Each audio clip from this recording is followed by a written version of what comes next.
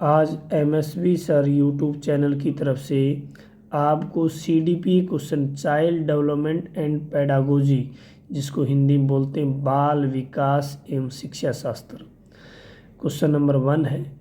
निम्नलिखित में से कौन सी विकास की सही विशेषता नहीं है? विच of the following is not true characteristics of development, यानी इनमें से कौन सी विशेषता नहीं, उस पर चर्चा करना है। पहला है विकास में परिवर्तन होता है, डेवलपमेंट इन्वॉल्व्स चेंज। दूसरा है प्रारंभिक विकास परवर्ती विकास से अधिक महत्वपूर्ण है, यानी early development is more critical than later development, यानी को ये विशेषताएं दोनों हैं या नहीं है बताना है। तीसरी विशेषता पे बात करते हैं, विकासात्मक पैटर्न अपूर्व अनुमान में, यानी पहले से अनुमान लगाए जाते हैं या होते हैं, इसके बारे में, जिसको इंग्लिश में बोलते हैं डेवलपमेंट पैटर्न आर अनडिजरेबल। विकास क्या पूर्व पैटर्न पर निर्धारित होता है या नहीं होता है, क्योंकि हर अवस्था में विकास की स्टेज अलग अलग होती हैं, चाहे वो शैशव अवस्था हो, चाहे बाल्य अवस्था हो, चाहे किशोर अवस्था हो। तो कहने का मतलब ये है, क्या विकास का पैटर्न पहले से पूर्व अनुमेय, यानी पहले से अनुमान लगाने योग्य होता है या नहीं होता है। ये था आपका ऑप्शन नंबर 3। पूर्व अनुमान का मतलब पहले से। उसके बाद आगे बढ़ते हैं, विकास में व्यक्तिक विभिन्नताएं होती हैं, यानी प्रत्येक जीव के विकास में किस प्रकार की विभिन्नताएं होती हैं, चाहे वो नैतिक विभिन्नता हो, मानसिक विभिन्नता हो, चाहे शारीरिक विभिन्नता हो, चाहे चारित्रिक विभिन्नता हो, यानी प्रत्येक व्यक्ति में इंडिविजुअल डिफरेंस होता है। ये विकास की विशेषता है या नहीं, जिसको इंग्लिश में बोलते हैं they are individual difference in development. विकास की क्या विशेषताएं होती हैं?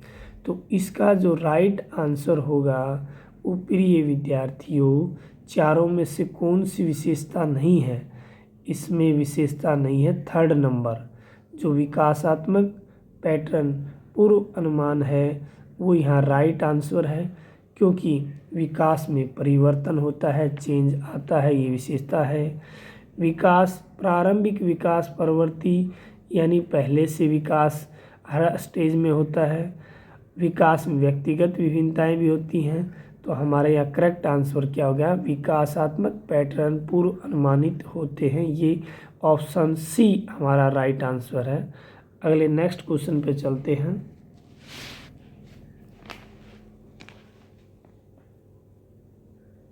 यदि किसी को डाउट हो तो कमेंट बॉक्स में लिख सकता है इसका आंसर, या कोई पॉइंट आपको समझ में नहीं आया तो। सेकंड क्वेश्चन पे चलते हैं। निम्नलिखित में से कौन सी प्रेरकों के मापन हेतु अप्रत्यक्ष विधि, which of the following is indirect method of measurement of motives, यानी प्रेरक, कौन से प्रेरक हैं जो अप्रत्यक्ष विधि में मापन हेतु आते हैं और कौन से प्रत्यक्ष विधि में आते हैं? तो यहाँ आपके सामने 4 ऑप्शन है। पहला है वाक्य पूर्ति तकनीकी, जिसको इंग्लिश में बोलते हैं सेंटेंस कंप्लीट टेक्निक। दूसरा है प्रश्नावली, जिसको इंग्लिश में बोलते हैं क्वेश्चन एयर, जैसे कोई अध्यापक, कोई व्यक्ति विभिन्न प्रकार के क्वेश्चनों में क्वेश्चन एयर तैयार करता है। तीसरा है चेक लिस्ट। चेक लिस्ट, जिसको इंग्लिश में चेक लिस्ट बोलते हैं। चौथा है साक्षात्कार, जिसको इंग्लिश में बोलते हैं इंटरव्यू मेथड। तो ये सारे जो मेथड हैं इनमें से आपको बताना है इनडायरेक्ट मेथड कौन सा है। तो इनडायरेक्ट मेथड और डायरेक्ट मेथड दो होते हैं। तो इसमें 3 तो डायरेक्ट मेथड के हैं, एक इनडायरेक्ट मेथड का है। BCD ये 3 है डायरेक्ट मेथड, और इनडायरेक्ट मेथड में है पहला वाक्य पूर्ति तकनीकी। तो हमारा राइट आंसर क्या होगा? ए। अगले क्वेश्चन पे चलते, क्वेश्चन नंबर 3। आत्म संपर्क के आधार क्या होते हैं? What are the base of self concept, यानी आत्म संपर्क के आधार क्या होते हैं? जिसमें फर्स्ट पॉइंट है सामाजिक भूमिकाएं, जिसको इंग्लिश में बोलते हैं सोशल रोल्स। दूसरा है हमारा शरीर, यानी बी ऑप्शन हमारा शरीर प्रतिमा, जिसको इंग्लिश में बोलते हैं the body image. The body image Hindi में शरीर प्रतिमा। और सी ऑप्शन है वो हमारा है ए एंड बी, दोनों में से है या नहीं ये बताना है। A above 1 A and B. D option है उपरोक्त में से कोई नहीं, नन ऑफ द अबो, यानी उपरोक्त 4 ऑप्शन हैं उनमें से कोई है या नहीं है, ये हमारा इसमें से आपको आंसर बताना है। तो प्रिय विद्यार्थियों, सोशल रोल्स भी होते हैं और द बॉडी इमेज भी होते हैं। दोनों ये सेल्फ कॉन्सेप्ट में अपना रोल अदा करते हैं। तो यहाँ हमारा राइट आंसर होगा सी, यानी अबो ए एंड बी। ये 3rd क्वेश्चन था। आगे बढ़ते हम 4th क्वेश्चन पे। हमारा 4th क्वेश्चन है निम्नलिखित में से कौन सी जुंग द्वारा अंतर्मुखी यानी इंट्रोवर्ट चिंतन थिंकिंग प्रकार व्यक्तित्व की विशेषता नहीं है? यानी जुंग एक मनोवैज्ञानिक है, उसने कौन सी विशेषता अंतर्मुखी चिंतन की नहीं बताई है, उसके अनुसार नहीं है। यानी which of the following is not the characteristics of introvert thinking types of personality as given by Jung. यानी व्यक्तित्व की 2 प्रकार हैं, उनमें से एक अंतर्मुखी एक बहिर्मुखी। तो यहाँ बात हम करें अंतर्मुखी, बाद में व्यक्तित्व का तीसरा प्रकार भी जोड़ा गया था उभयमुखी, लेकिन यह बात कौन से व्यक्तित्व के विकास की प्रकार की हो रही है? अंतर्मुखी, जिसमें फर्स्ट पॉइंट है आत्म केंद्रित सेल्फ सेंटर्ड। दूसरा है आशावादी, जो अवसर को चुनते हैं। तीसरा है अपने स्वयं के बौद्धिक सिद्धांतों बौद्धिक कामकाज में मगन रहना। Absorbed in his own intellectual, या आप इंटेलिजेंस भी इसकी यूज कर सकते हैं।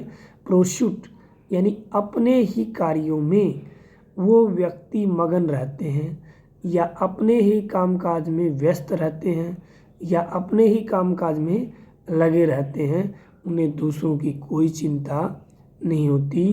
तो ये पर्सनालिटी की कौन से टाइप्स में आता है? इंट्रोवर्ट थिंकिंग में या एक्सट्रोवर्ट थिंकिंग में? चौथा पॉइंट है यानी ऑप्शन 4 डी हमारा तथ्यों के आधार पर सिद्धांतों का साथ देने वाले। सिद्धांत को इंग्लिश में बोलते हैं थ्योरी या प्रिंसिपल।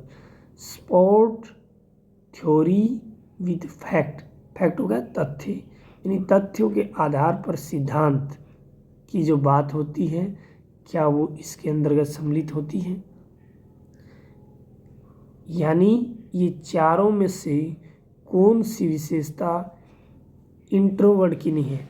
तो आत्म केंद्रित है, तथ्यों के आधार पर सिद्धांत भी है, अपने स्वयं के बौद्धिक कामकाज पे भी है। तो यहाँ एक ही चीज़ नहीं, आशावादी।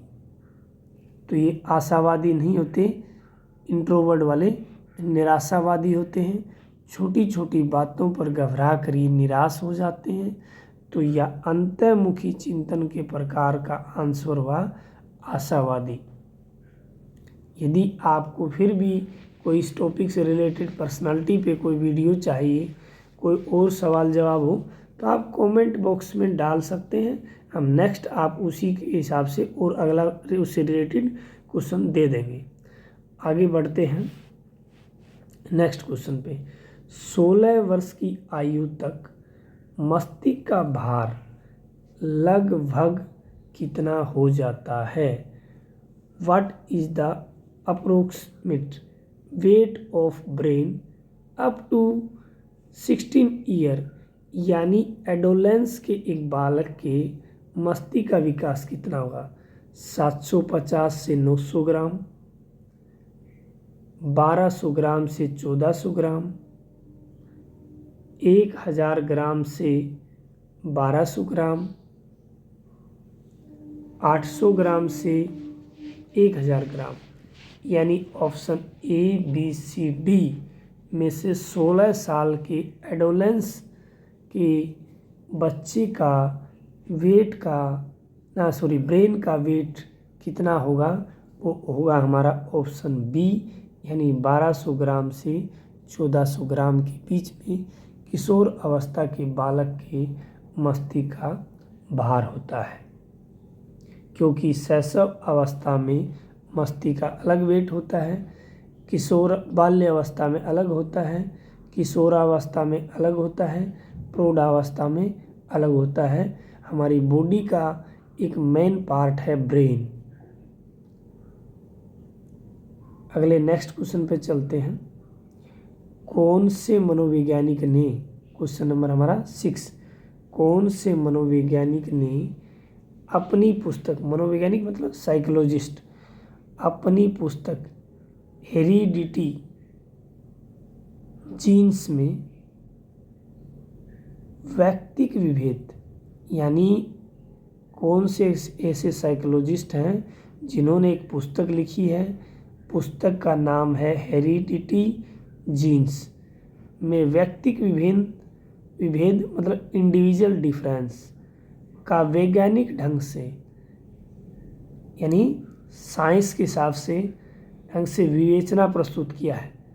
यानी which psychology presented scientific dispersion of individual difference in his book heredity genes पे जो चर्चा की है, उस पुस्तक में लिखने वाले मनोवैज्ञानिक का क्या नाम है?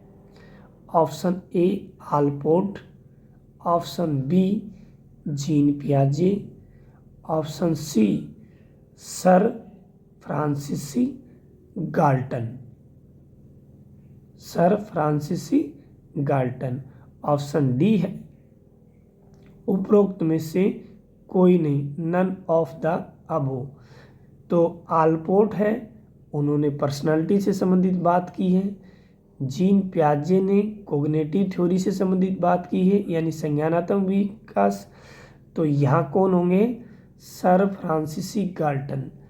जब भी इंडिविजुअल डिफरेंस की कहीं बात आए तो फ्रांसिसी गाल्टन ऑप्शन में होगा, तो आपका वही आंसर होगा।